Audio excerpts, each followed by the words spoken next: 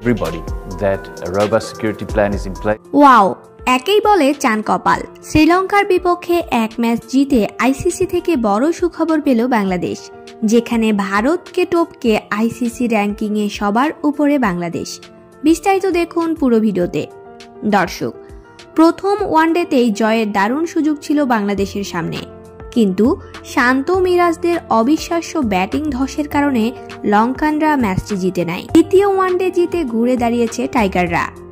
249 রানের লক্ষ্য দেওয়ার পর তানভীর শামীমদের নিয়ন্ত্রিত বোলিংয়ে 16 রানের জয় নিশ্চিত করে সিরিজে সমতা ফিরিয়েছে।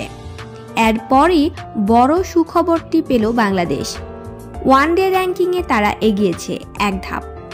লঙ্কানদের সঙ্গে সাদা বলের এই সিরিজ শুরুর আগে আইসিসি ওয়ানডে র্যাঙ্কিংয়ে 76 রেটিং নিয়ে 10ম স্থানে ছিল বাংলাদেশ।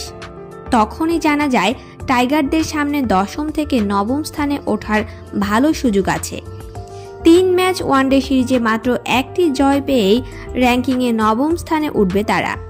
গতকাল শনিবার রাতে লঙ্কানদের হারিয়ে মেহেদী হাসান মিরাজের দল সেটাই নিশ্চিত করল।